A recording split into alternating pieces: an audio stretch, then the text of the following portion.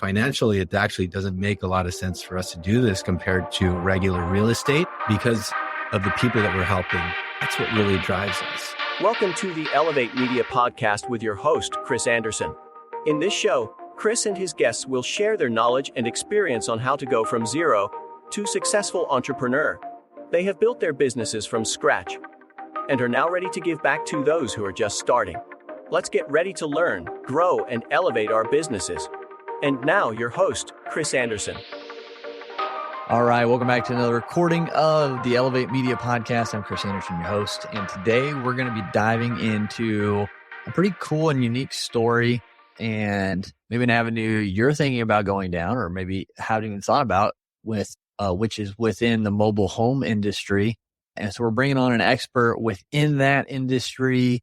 He's been doing really amazing things, trying to help, people find homes within these mobile home situations. So we got Franco Perez on the show today. Franco, welcome to Elevate Media. Thank you for having me, Chris. Appreciate it. Yeah, absolutely. So before we kind of dive into everything, you're doing a lot within the mobile home space. You've been doing that for a while, really helping out a lot of people and growing something really cool. Been in Forbes, things of that nature. But before we kind of even dive into all of that, I'd love to break things open with this question of who is your favorite comedian if you have one? Favorite comedian? I would have to say Joe Coy. Okay. Might be because I'm Filipino, but I relate to it a lot. He's a hilarious actor. A hilarious actor and also comedian. So yeah, I love that. That's awesome. That's cool. Yeah. You never, comedians can tell a lot about people or about a person who they like and stuff like that. So totally. That's awesome. And me saying that, it's like, who do I actually like as a comedian? I don't know. I got to flip the script on myself there because there are a lot out there. Chappelle's hilarious, but totally. It depends on the day too. So, but yeah, that's cool, man. So Joe Coy, right? You said? Yes. Awesome. That's cool. Well, good deal. Have you ever seen him in person? I haven't yet. He's been here a few times. I never landed the same day as him, but he does a lot of, because I'm also from the Philippines, he does a lot of that and that sort of thing. And it's so relatable. And yeah, that's cool. So, well, good deal. Well, yeah, I'd love to hear a little bit more about what got you into, because you're from the Philippines. So what got you over here doing the mobile home thing? Oh, looks like I might have lost you. You're frozen there. Just a second, Franco. I'm not really picking up what you're kind of frozen in and out there. Still frozen on my end. I don't know if you can hear me. No problem. No rush or anything. Sorry about that. Well, it's a show. Yeah. Can you hear me now? I can hear you. Okay. Good deal. Yeah. You were frozen there for a while, so we got you back, I think. Okay. Hopefully that didn't mess everything up. No, we can go. So with that, like you mentioned, you're from the Philippines. You come over here. What made you kind of take the step into the mobile home industry? Yeah. So, with that, like you mentioned, I moved over here from the Philippines from a young age with an immigrant family. And then it was me, my younger sister, and my parents. With that, we had this weird, unfortunate situation in around 2008 where the housing crash and parents had to split up. My dad was the main breadwinner of our family. He left and fled to the Philippines and then basically left me as the oldest sibling and my mom and my younger sister to figure out how to survive on our own. And even though that was one of the darkest times of my life, I remember how painful it was because at the end of every month, I had to gather whatever money I had just to be able to pay for that rent to that landlord. And I always hated and reflected, why is it this way? Well, I feel like I'm a good person. And why is it that, it's so much struggle for me and our family to just survive out here, right? And why is it that we're in this rat race? And why is it that the wealthy are able to benefit with home ownership and home security and that sort of thing, and we can't, right? Long story short, got into real estate, ended up doing pretty well in the real estate as a real estate agent. And then after that, after I did pretty well and supported the family, I realized that I didn't really love being a real estate agent. I realized that the industry is kind of shaped towards helping the richest people you can find buy the most expensive real estate that they can buy. And that just wasn't me. I wanted deep down inside of me, I wanted to be able to help people that were in my shoes that are currently today in that rat race that wants to get ahead as well. Right. I know today that there are people that are going through those pains that I went through. And I wanted to do something that would benefit people that are in those shoes now. So explored a little bit with the government, didn't really like that route. And then I came across mobile homes, and I was surprised to find out that there's a lot of false stigmas about mobile homes. And it's actually a place where people are able to start their wealth building journey, start their asset building and net worth building journey.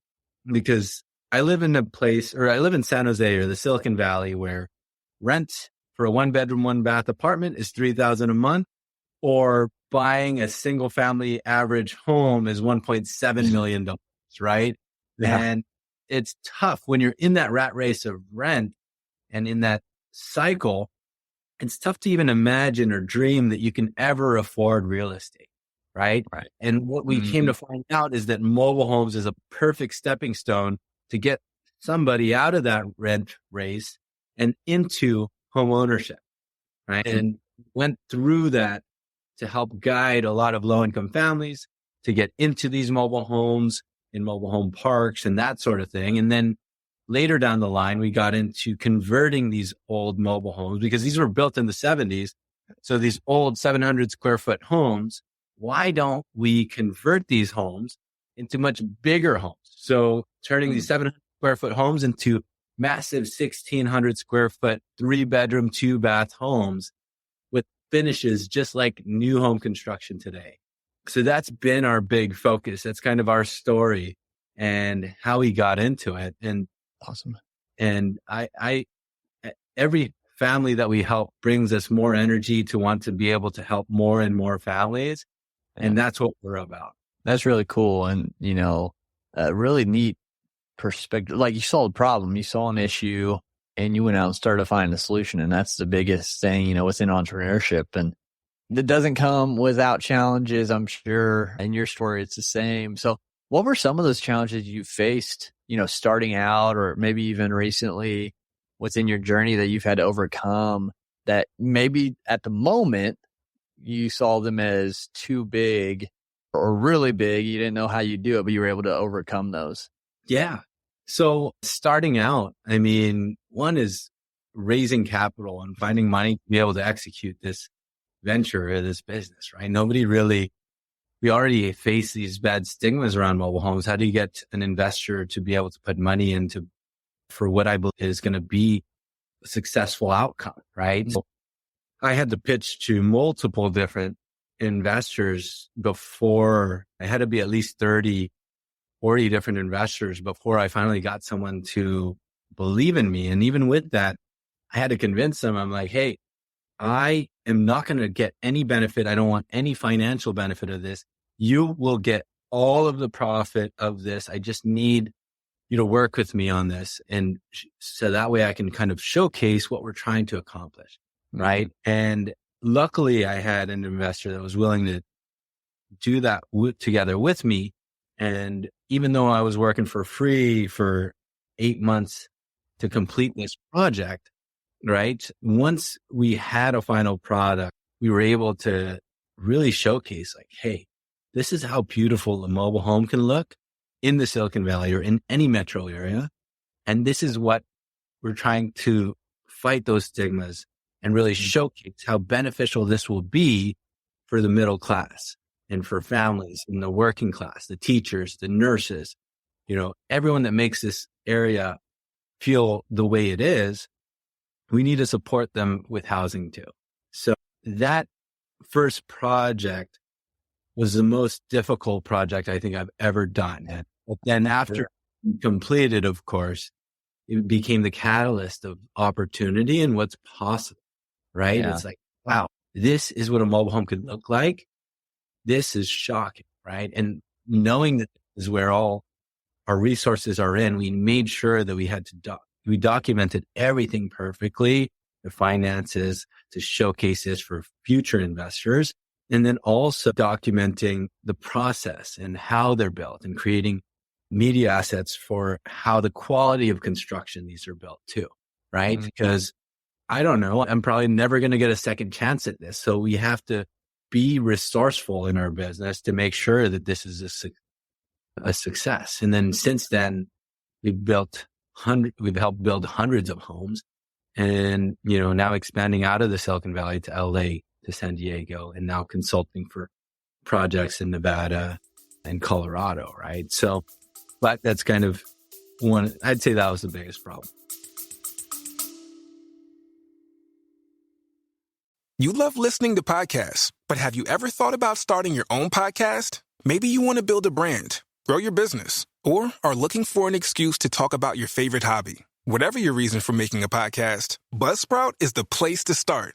Since 2009, Buzzsprout has helped over 300,000 people launch their own podcasts. Buzzsprout walks you step by step through the whole process and will give you powerful tools to start, grow, and monetize your podcast. Ready to get started? Click the link in the show notes to get our free step-by-step guide to starting your podcast today. Yeah, that'd be a huge hurdle for sure. Now, you said you had to, approach 30 to 40 investors. What did that feel like, when you were at 29 or at 39, like another no? Like, do you remember the emotions? Like, is this ever going to happen? Like, what did you feel like right before the moment where you got a yes? Oh, man. Yeah. So before the moment, it was a lot of rejection, a lot of shoots, they'd make a lot of good points and it'll put me in the spiral of maybe this isn't the right thing for me to do. A lot of fear, a lot of doubt, I'd say. You have all this energy of what you believe. And then when you keep getting turned down, that kind of breaks you down in a sort of way. But I had to, for me I think what really built my drive was knowing how much pain I went through during that time, and knowing and seeing other families that are going through that pain. And that's really what built my, my grit to slowing, right? But yeah, and then as soon as I had someone that was willing to work with me on my first project, it was pure excitement. And then it's like, I hope I can execute. Right. Which you've been able to do. What numbers are you looking at now? How many of these mobile homes have you been able to, transform now? So last year we did about 92 homes, and I wish I could give you the exact number, but we have to have touched at least 350 units. Right? Wow. So, but it's our projects mixed with working with mobile home park owners as well. So we're not, it's a mix of both. Gotcha. Okay. That's pretty awesome. And that's, going from trying to get your first to 90, touching 350, like looking back, like, do you ever just kind of sit and look back at the journey from that and be like, holy cow, like we've come this far, like just think where we're going to go now? I was just going through that right now when you asked me how many. Well, now I'm thinking about it. But yes, it's so, I think with what I love about what we're doing is that it is genuinely good for the people. And I genuinely love our team. I think our team is so mission driven and vision driven that I kid you not, I still to this day when I go to some of our agents' closings, they tear up of joy, because I'll tell you one thing, these clients, a lot of times they're often ignored because they're making, one of the things I love about mobile homes is that they're resident owned, which means people buying these homes, they have to have it as their primary residence. And that's good because you're not competing with investors or hedge funds or people that need to buy their second or third home. You're only competing with people who need this as a home. And I'll go to these closings of people that have bought their first asset or their first home. And these clients are like so grateful because they're like, man, Franco or Sonny is the agent, particularly recently. Nobody was giving us any attention. We've talked to so many agents and they're just like, you need to make more, or you need to save more.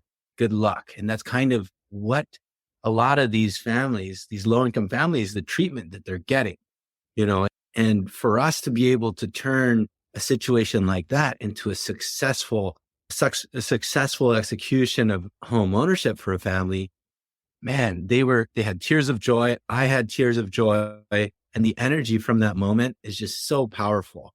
And when you experience that, you just want to do more. And I think energy is a big thing in any business, in any venture. And I know a lot of entrepreneurs focus on money and return and that sort of thing. But for us, we kind of went the opposite direction. Financially, it actually doesn't make a lot of sense for us to do this compared to regular real estate. However, because of the people that we're helping and the stories that we're making successful, that's what really drives us. And just thinking about that today and reflecting back on that today, a lot of these first time home owners are now more secure. They're more comfortable financially and can grow much more comfortably now that they own a mobile, right? Yeah. A lot of us in the middle class, or at least for me, I wasn't taught the importance of home ownership or of wealth building and that sort of thing. And there weren't any tools available to us. I wish I had somebody that taught me these things back then. I wish there were more tools back then. Mm-hmm. And, to me, that fulfillment, I don't think I will ever give up until we are able to help as many people as we help. Yeah.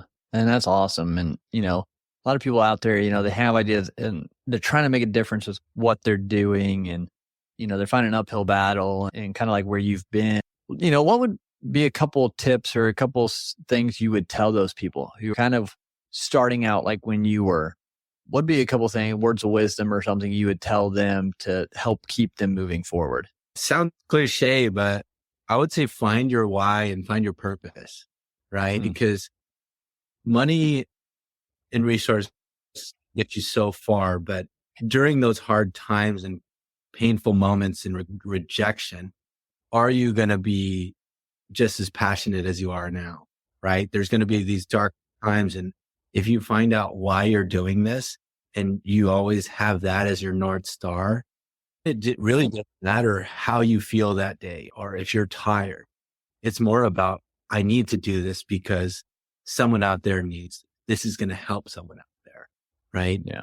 And I'm I love advocating for people that build things for a good purpose. Right. And and I think that's something that needs to be talked about more versus, hey, I made X amount on this business and now making X amount a month, whatever. Right. Whereas I helped a family start their wealth building journey, or an immigrant family that wasn't able to be able to afford a home. And to me, it's so much more meaningful. Right. Yeah. And I want to inspire more people that have the same type of energy to be able to execute on their passions. It might not be it could be something else, right? How can we help them on their passion? Yeah. And I think that's a really cool thing. And again, focus on the why. I think it will keep you invested, keep you going when the times get tough and help you kind of navigate those storms as having that kind of that North Star in your why and things of that nature. So yeah, I think that's a great point. What's next for Franco and the mobile homes? Like, just continue to touch more houses? Are you looking to innovate differently, or, what's this year hold for you? I think our biggest goal is to really showcase how beautiful mobile homes are. I think our business is one thing, but this is why, we love being on great podcasts like yours, is because these are often overlooked, and we want to educate more people of how great of a thing this is, how great of a tool it is, whether it's working with us or anybody, right? But we need more affordable housing options, affordable ownership options. And for me, I'm spending a lot of my time and resources working, whether it's talking to Congress or this sort of thing, on how do we build more wealth tools for these low-income families, and that sort of thing. So we want to really advocate how beautiful these mobile homes are. And we have to do that by creating very nice homes. We have some prototype homes that you should see of like these 12-foot high ceilings with windows floor to ceiling, right? And a lot of these finishes, we really have to break these stigmas collaboratively together.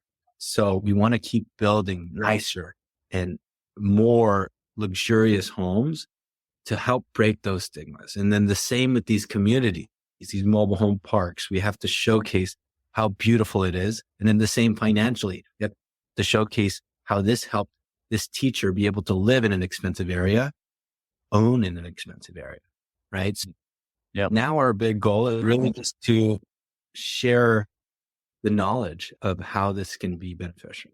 That's awesome.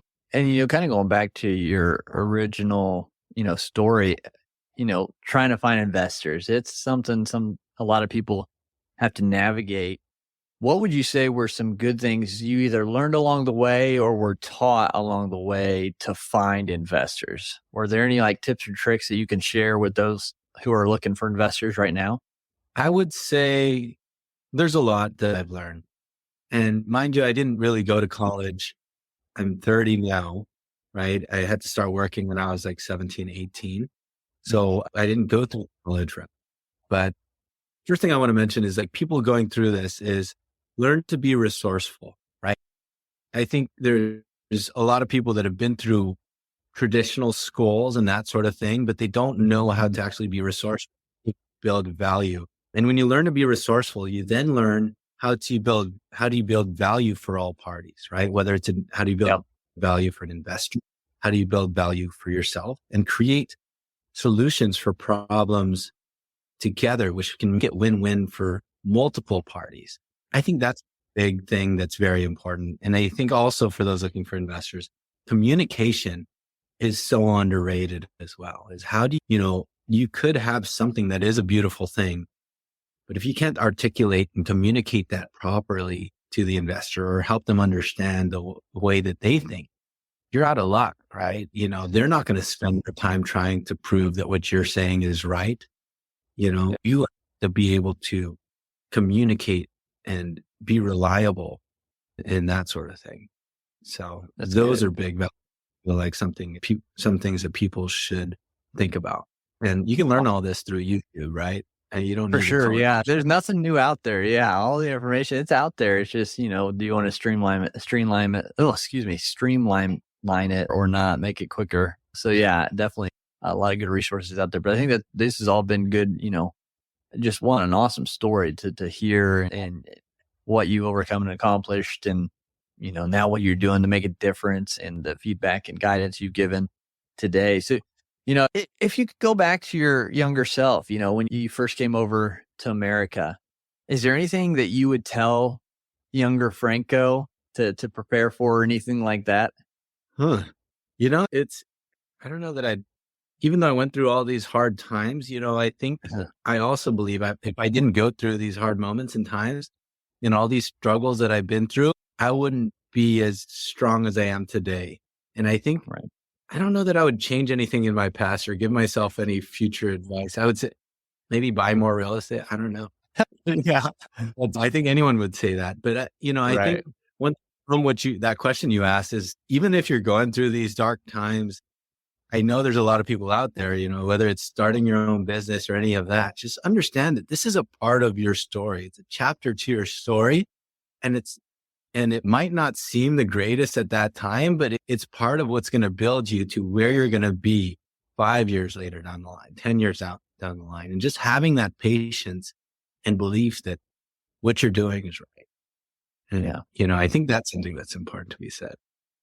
That's good. Yeah. And that's a great, I think, way to kind of round things off. So it's been a great conversation. It's very uplifting and a lot of good, actionable takeaways right there that you've given and in looking for investors or overcoming obstacles. So I appreciate you sharing and being open to doing that.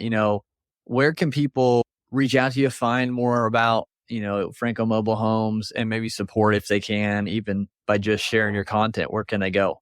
Oh, yeah. All of our links and stuff, our YouTube channel, our Instagram is all through, you'll all be able to reach it at www.franco.tv. And there you can kind of see what these homes look like. You can see our YouTube channel where we educate people on how do you get your first steps of wealth and that sort of thing. And yeah, you can just Google us too. Cool.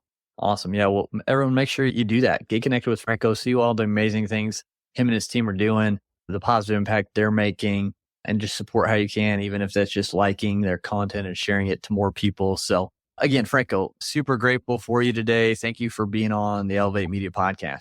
I love what you're doing too. So thank you for having me. Absolutely. We'll talk again soon. I'm sure it won't be the last time. That's good. Thank you for listening to the Elevate Media Podcast. Don't forget to subscribe and leave a review. See you in the next episode.